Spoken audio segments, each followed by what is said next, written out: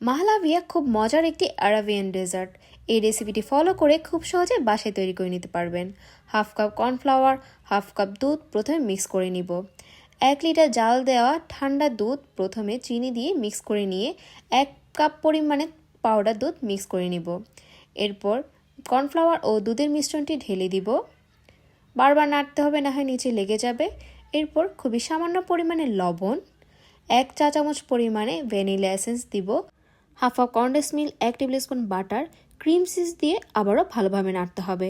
নাড়ানোর শেষ পর্যায়ে দিয়ে দিব ডানো ক্রিম। ডানো ক্রিমটা কিন্তু একেবারে ইম্পর্টেন্ট। বেশ, আমাদের কিন্তু মাহলাভি একেবারে রেডি।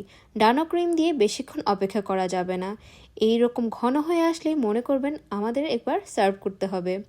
সার্ভ করে নিব। সার্ভ করে এরপরে ঠান্ডা হওয়ার জন্য ফ্রিজে রেখে দিব। 1/3 কাপ চিনি, 1 কাপ পরিমাণে পানি, 2 টেবিল স্পুনের কর্নফ্লাওয়ার দিয়ে আবারও ভালোভাবে জাল করে নিব। সবশেষে গোলাপ জল ও ফুড কালার দিয়ে দিব। এতে করে একেবারে গোলাপের এসেন্সটা ভালোভাবে আসছে। সো এবার লাস্টলি আমরা এটা সার্ভ করে নিচ্ছি প্রত্যেকটা কাপে ঢেলে। আমাদের মাহলাভি কিন্তু একেবারে প্রস্তুত। দেখতে কি সুন্দর লাগছে, তাই না? 2 থেকে 3 ঘন্টা ফ্রিজে রেখে এই ঠান্ডা ঠান্ডা মাহলাভিয়া খেতে বেশ দারুণ। আমার তো বেশ ভালো লাগে মাহলাভিয়া। আপনাদের কেমন লাগবে এই রেসিপিটি বাসায় করে অবশ্যই জানাবেন। সবাই ভালো থাকবেন। আল্লাহ হাফেজ।